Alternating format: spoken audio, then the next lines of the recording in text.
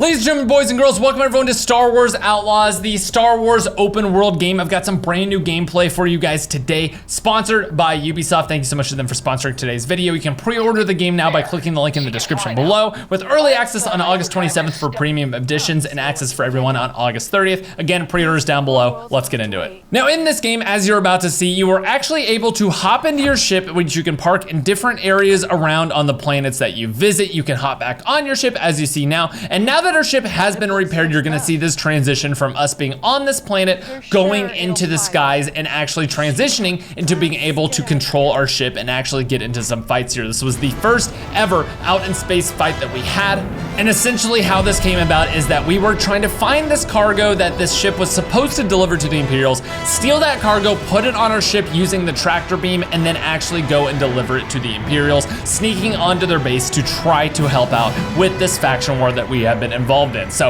as you can see, this transition is absolutely beautiful. Clearing the atmosphere, we arrive out in this wreckage of a ship that basically we are going to be stealing stuff from. It was very, very convenient that we reached this fuel station and we reached this cargo here of the ship that has been absolutely torn apart. We retrieve the cargo, we go in to actually suck it up with our tractor beam, and immediately we go and engage the enemies. So at this point in the game, we had a couple of different tools at our disposal to actually do dogfighting in space with. We have obviously just our normal laser, which basically just runs on a little cooldown if it overheats, and then a classic rocket system where we can use these missiles to actually shoot down all of the enemy crafts. More are arriving here to try to steal this cargo as well. We got into fights with lots of pirates in this playtest, and it was super, super fun to actually take all these things out, see the different fighting formations, to see the different TIE fighters and stuff. And speaking of TIE fighters, we are able to see them for the first time in this playthrough very, very soon. So here we are retrieving all the cargo using the tractor beam. There's a ton of objectives and things you can just do in space. The open world is not limited to what you can actually see and do down on the planets. There are a bunch of other things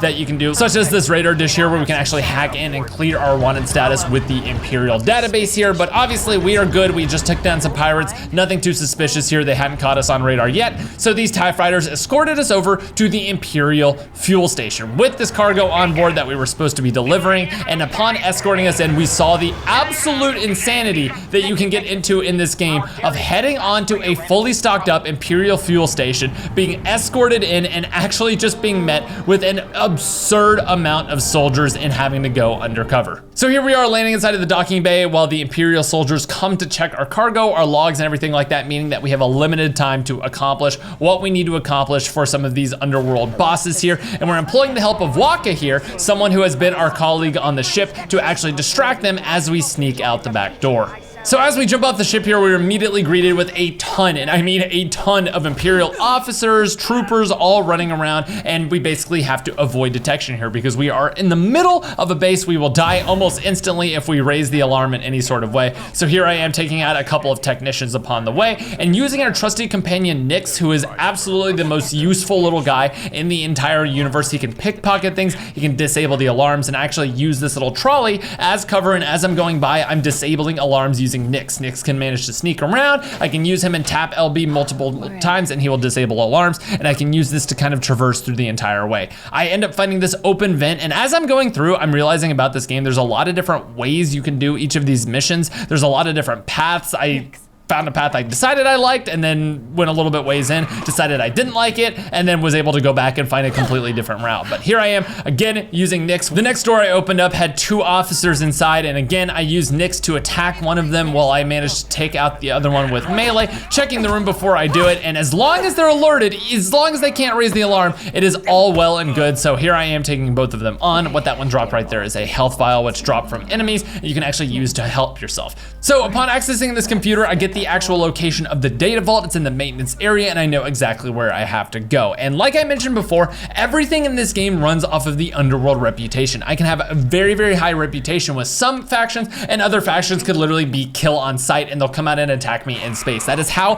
up and down your reputation can go with these factions. They'll give you certain upgrades, equipment, and really just let you into the base and let you have whatever you want if your reputation is high enough. And the other ones obviously will just try to kill you immediately. It's really back and forth on what you want to do, And this particular mission, I actually have the choice toward the end of this mission that you're gonna see to frame the very people who sent me on this mission. They basically give me the option to do whatever I want with these factions and with my notoriety, whether they like me or hate me. You can really just decide this and do this for yourself. It's absolutely one of the coolest parts about this game and really allows you to align yourself with the people whose motivations you may like or the people you like or don't like. But again, I'm making my way through this system, find the data shaft, and I actually just follow these things down. There's a good mixture of stealth, combat, different parkour sections, hacking, using terminals. You really are playing as the outlaw in this game, and you really gotta act like it. So here I am, again, hitting these for the very first time, as always. Literally, first time as always.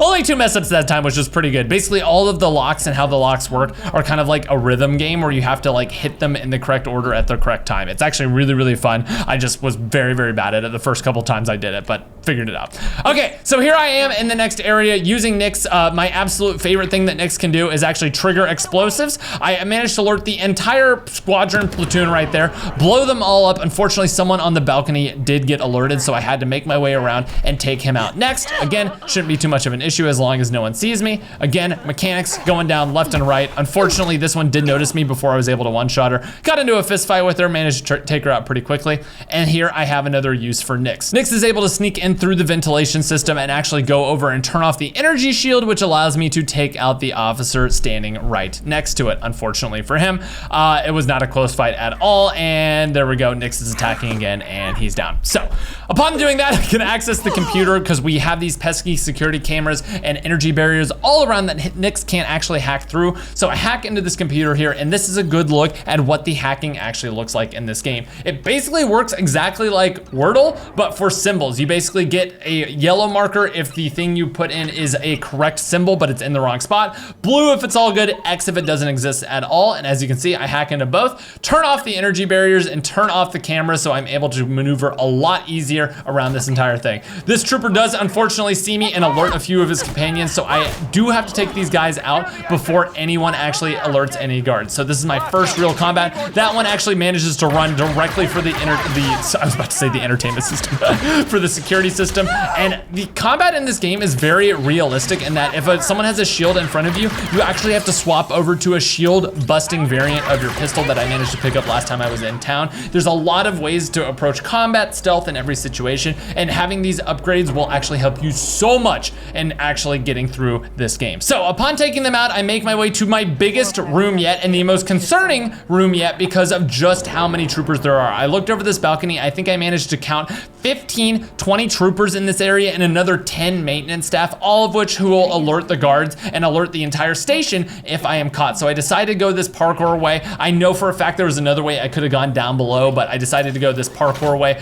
up top using my grapple hook to go over, avoiding the security robot, making sure it doesn't spot me because these things, if I try to shoot them, obviously they're gonna see something is wrong. They're gonna hear the gunshots, everything like that. I make my way over the top again using this grapple hook and parkour to traverse this room. I could have gone down below, tried to take out a bunch of people, but I decided this would be the best way for me to go. And I don't remember if this guard coming up here managed to spot me or not before I actually take him out. I think he spotted me and then I managed to run over and actually take him out before he spotted everyone. Yeah, so I go over, punch him a few times. One other person down below noticed something was happening and started searching for me, but managed to get inside of this room and use my data spike to seal myself inside before they actually found me. And like I said, we are finally in the area that I have been going toward the entire time. And here is the big surprise. The data vault itself is not just a data vault. There's actually a person who is the data vault manager. And he basically is this super smart alien floating as a head, but he is basically been taken as a prisoner by the Imperials and forced to do work for him. So he says he's not going to raise the alarm if you take him with us, but there's something to do first. This is the choice I was talking about. We can either frame the Pikes who actually sent us on this mission or frame Crimson Dawn, which they wanted us to do. So I decide to betray the very people who sent me on this mission and frame them in order for my reputation to go up with Crimson Dawn. These are all part of the choices that you can make. This guy is very happy to do whatever you need to do. He's been planning this jailbreak for a while now and he knows exactly where to go. So we are now into the very, very hardest part about this mission, which is going to be not only getting ourselves out of here, but also getting Bosnok out of here as well, who is actually just such a great addition to the crew. He was so funny. Just his voice, his acting, everything was great. I genuinely love this guy. So I see the entire area. Again, like I said, so many stormtroopers. I managed to sneak up behind this one because I had entered from another area using that parkour. This guy was dead, and I need to make it over to the cruiser as quickly as possible while avoiding all eye contact with everyone. Managed to do that, and as you can see, he's kind of floating in his little, I don't know what you would call it, pod there on the side, and we're actually managing to get out of this area with him by using this entire platform to sneak past all of the guards. Like I said, sabotaging the alarm system anywhere. A bunch of people are suspicious. They have been seeing weird stuff moving around. They have been finding bodies and stuff, but they haven't managed to find me yet, and I need to get in here, take out this officer in order to open up the gates for him to come through. Okay, our protagonist makes the great point that it would literally be faster to carry Bosnok, but he somehow, as a floating head in this jar, says he's not leaving his stuff behind. That is apparently very, very important. More important than his freedom, apparently. Again, I literally love this guy, but he goes down below. We're gonna route him through another area because we couldn't get the shield open, and he gets stopped by a group of troopers over here along with an officer. As you can see across the way, they've all been stopped there, and I've gotta find a way to free this up, which I do the only way I know how to, using the first shot set to stun to instantly knock that one out,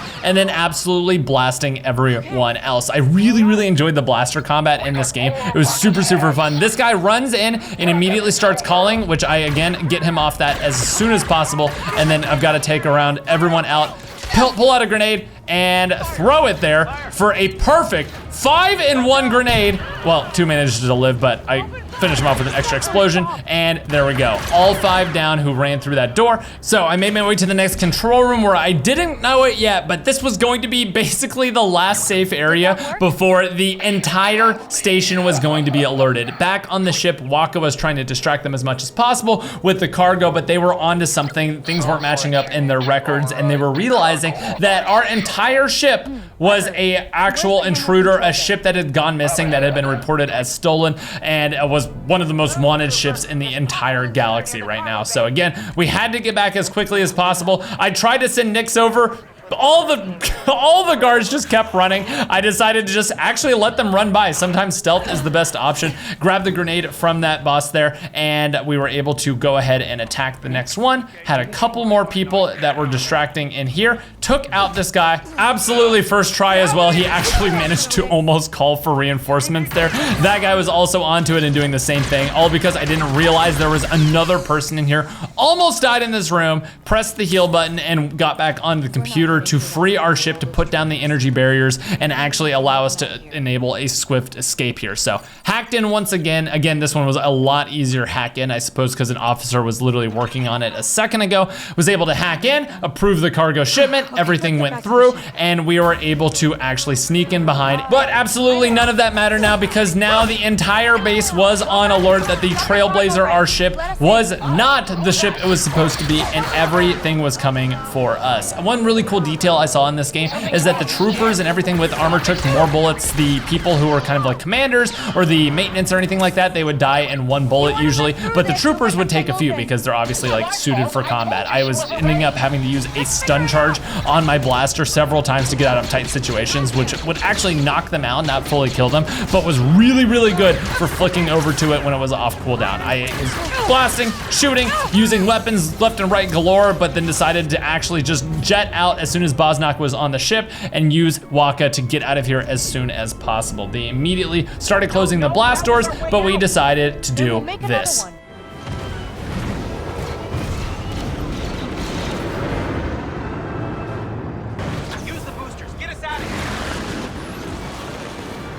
Using the boost to actually jet out of here, we were encountered by a pursuit system because we were now wanted by several TIE fighters in the Imperial system. We had to take these things out before we could hack into the array to actually clear our wanted level. This was our first fight with actual Imperial TIE fighters. This was the wanted system, which basically travels you around and tracks you as you go from planet to planet. You have to clear this thing, you have to hack in, you have to manage this, because eventually they're gonna send stronger and stronger things and more enemies after you. You have to manage your wanted level. It is an imperative part about this game, but here we go. We managed to kill everything, clear our wanted status, and then go back to go land on the planet. Our job was accomplished. We did the planting of evidence. We acquired Bosnok. We took him back, and everyone was happy. Except, of course, if you remember that we actively screwed over the entire organization that hired us to do this job. We were gonna have to deal with those consequences very, very soon, but I really, really enjoyed this mission and my time playing this game. If you guys would like to check out any information about this game, it is all gonna be down below in the description.